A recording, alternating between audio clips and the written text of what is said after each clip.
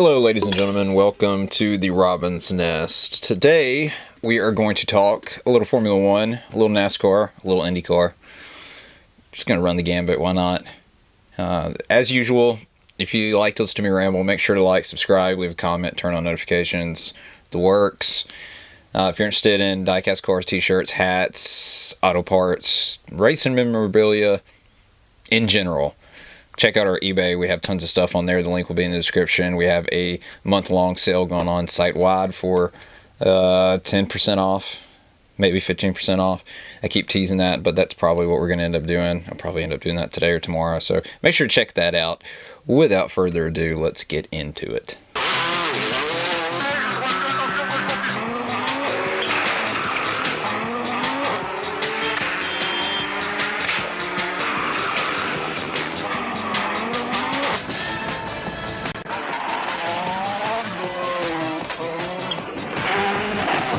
All right, so the million-dollar question apparently on the internet is Isaac Hadjar ready to replace Yuki in the second Red Bull? Okay, that was posted today by a certain site. I'm not gonna say who it is because I think it's nonsense. I think it's nonsense because that car's terrible, and it's been proven to be terrible. It doesn't matter who's driven it. I know there was that brief stint with Sergio where he won a couple of races and did pretty good, but it was a very brief amount of time in context of his tenure with Red Bull. So I think that Isaac needs to run for the hills. Red Bull is a team that they're focused on Max. Let's just be real about that. They're focused on Max, and the second car is never going to run as good as Max. As long as Max is with Red Bull, that second car is going to continue to be mediocre at best. And the reason for that is they don't want to step on Max's toes, his dad's toes, or anything like that. I've said it before, but his dad got pissed off when Sergio was there and Sergio was winning races, and he was saying that, well, they're not giving Max the same equipment and all that kind of nonsense. And went public and said that. So they don't want to lose that gravy train because Max is the best driver that's come through Red Bull in many a moon, since Vettel or since Weber. And some people try to make the argument that Weber was not actually that good. No, Weber was good. But what is Red Bull going to do in the future? Max isn't going to stay there forever. Let's say Max finishes out his career with Red Bull and retires. And then what? Red Bull's not going anywhere, I wouldn't imagine. They own two teams, so why would they? What are they going to do when Max Verstappen is done with Red Bull? Whether he leaves and goes to another team, or like I said, whether he retires, what are they going to do? You can't. I mean, I guess you can. In the interim, it's going to be beneficial to put all your eggs in one basket with one driver, but long term, you're shooting yourself in the foot. And I think it's been proven, and I've made it clear that I'm a Yuki Tsunoda fan. I'm not saying any of this because of the way that Yuki's running. I mean, he's running terrible. That's just a fact. But another fact is that he ran far better in the Racing Bull than he's doing currently in the Red Bull. Same thing with Liam. And also, when Yuki was with Racing Bull to start the season, the first couple of rounds at least, he ran better than Isaac. Now, he didn't get the finishes because the team made some pretty, let's say, questionable strategy calls. Ended up costing him a good finish. So I don't know, if I was Isaac, I would not take that bait. I wouldn't. Who knows? I could be wrong, and Isaac ends up being the next Lewis Hamilton. But I think, halfway through his rookie year, to be saying that he's ready to move up to that car that's been notoriously difficult to drive, I think that's a bit premature. My personal opinion.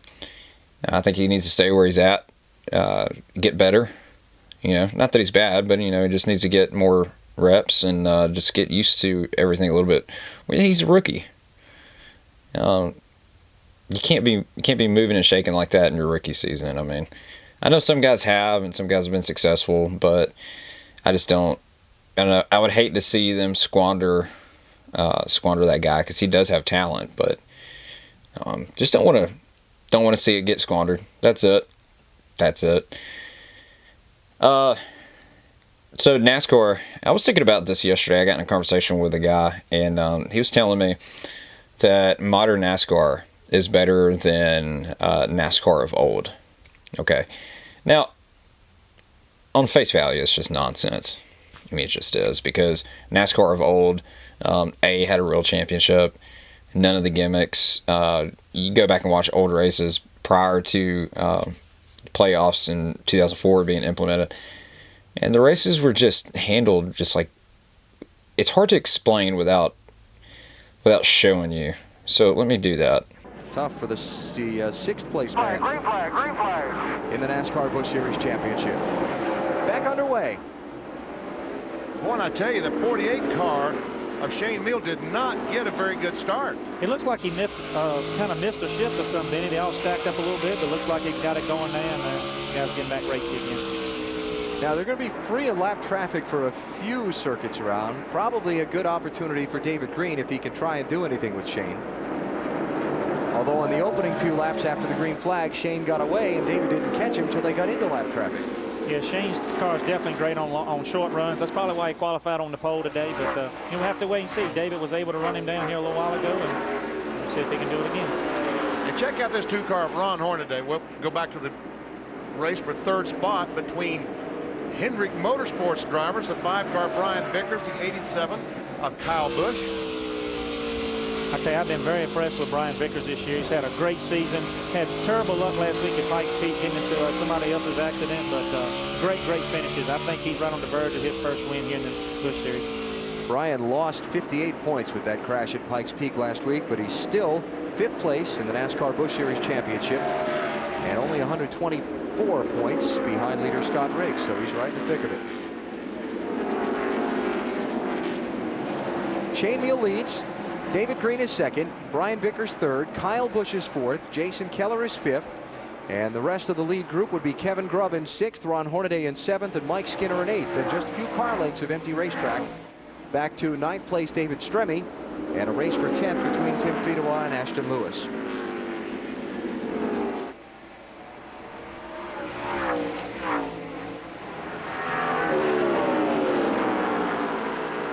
See all these cars following each other in line, and here comes Vickers on the bottom of the racetrack, challenging for 2nd spot. He's trying. He's gonna, you really got to try to set these guys up, get a good run off the corner, like I said before, and just slide up maybe a little. You might have to slide a little bit when you get beside these guys, and David probably give him some room to run it for the points, and you don't want to risk too much. There you go. Here's that race between Fedewa and Ashton Lewis. Timmy's in the 12, Ashton in the 46, and Scott Wimmer joining in the 23. Scott's trying to pull off another one of these runs that he came to trademark at the end of last season. Start in the back and race your way to the front. He definitely did that a bunch last year, but I'll tell you what just happened there with Tim Fedewa. He was trying to pass Ashton Lewis.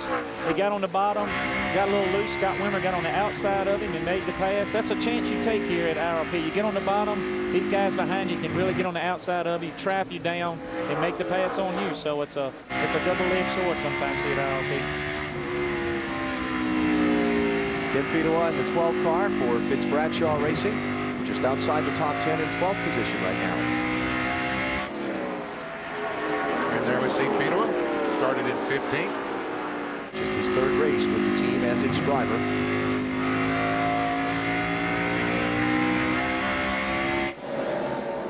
Nothing changed up front, still just a couple of car lengths between 1st and 2nd and 2nd and 3rd.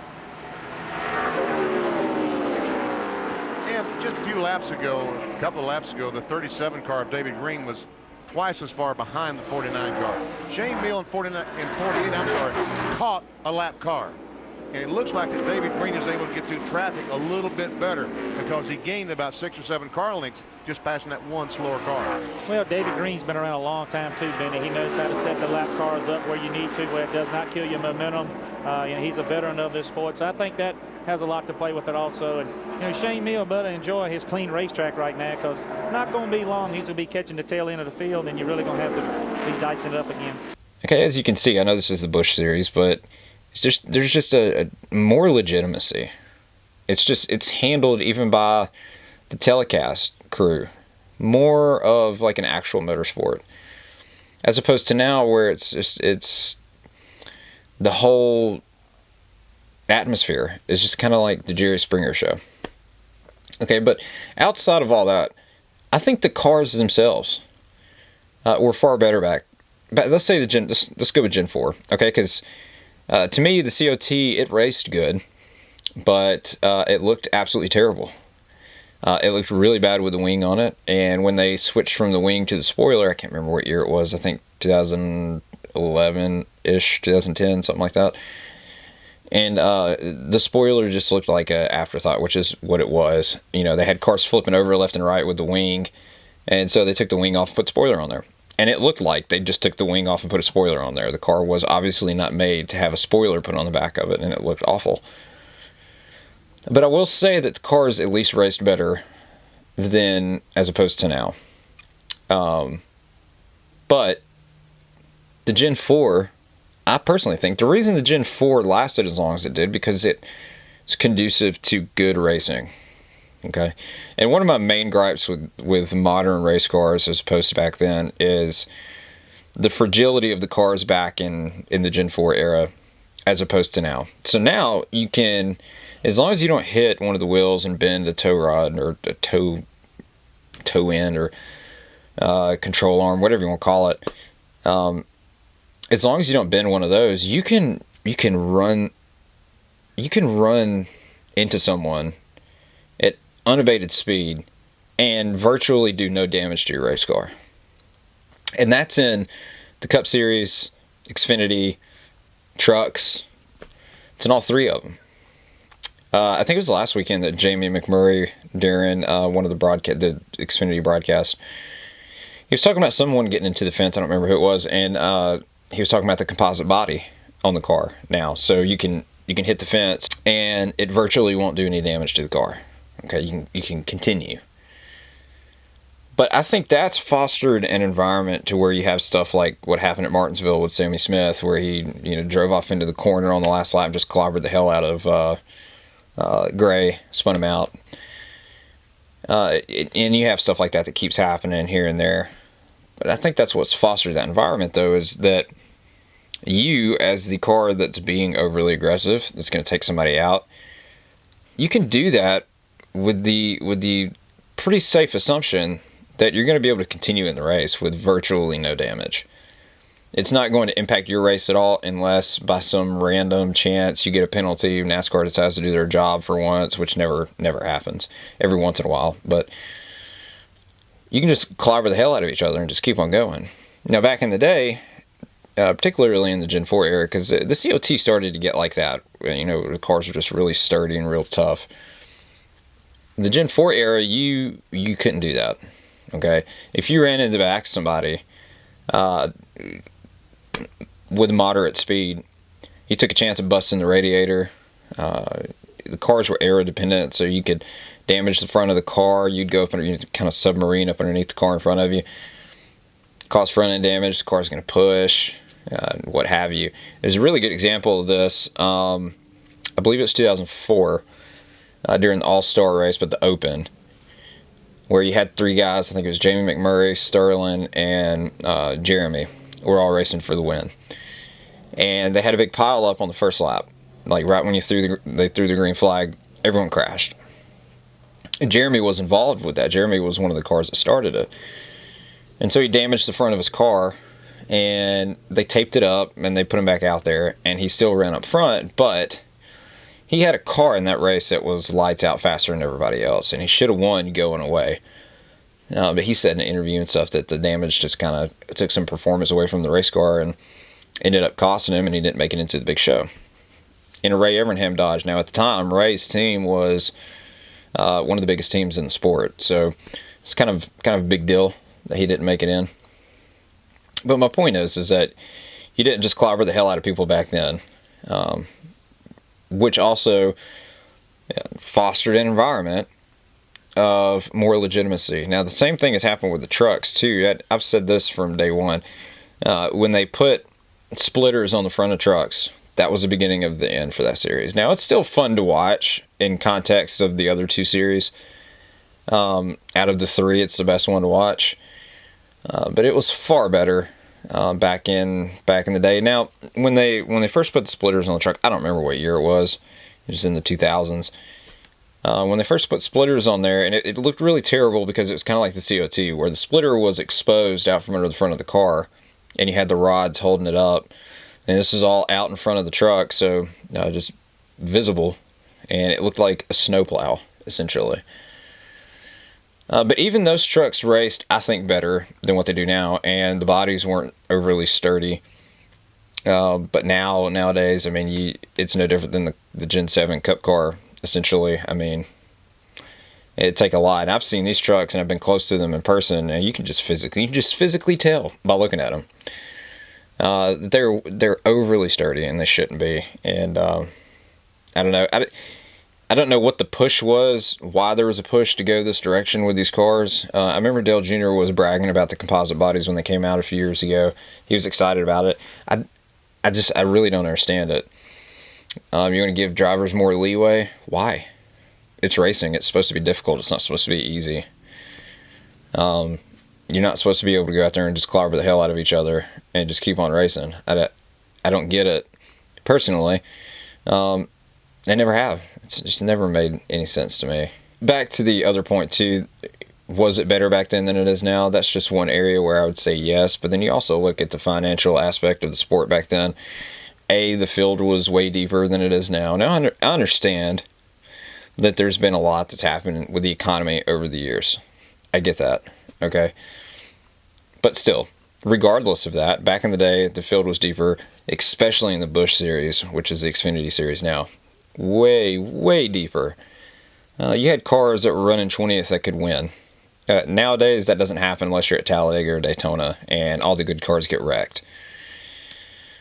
But back then, yeah, like I said, it was just deeper. And also, you had companies lining up to sponsor cars. You look at the Cup Series, one of my favorite teams is Petty Enterprises. Okay, they had 3 cars.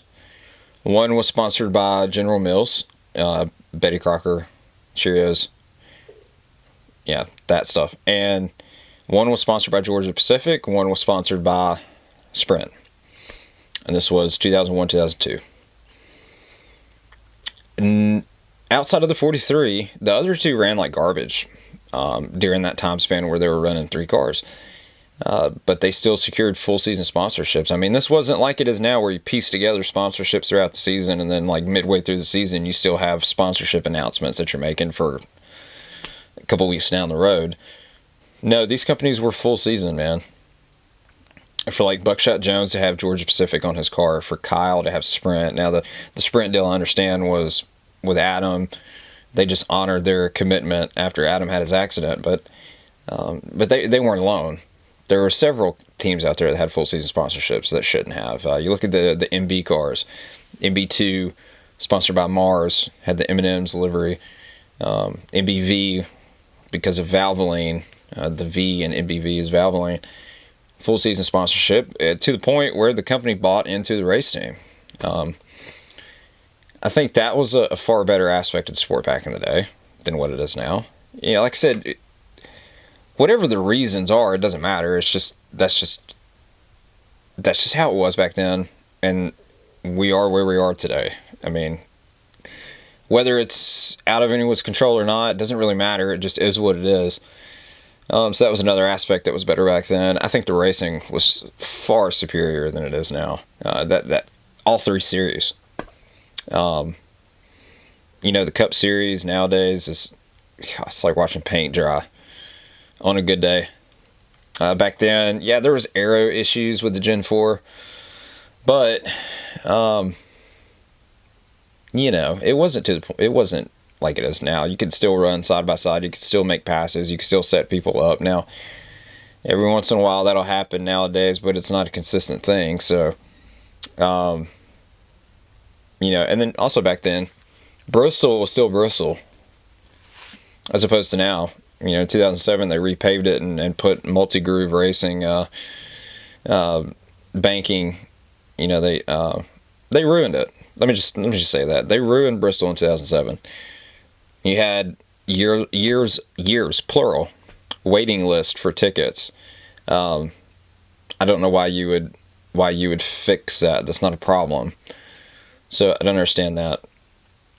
But my point being is, whoever that was arguing with me, and anyone else, you are wrong. And Gen 4 NASCAR was better than it is now. 2000s truck racing was better than it is now. Even though it's still good now, it was better then. And the Busch Series was better then too. I'm sorry, that's just how it is. It's just a fact. It's just a fact. And the numbers don't lie. Far more people watched it. Far more people attended the races. Just everything was better.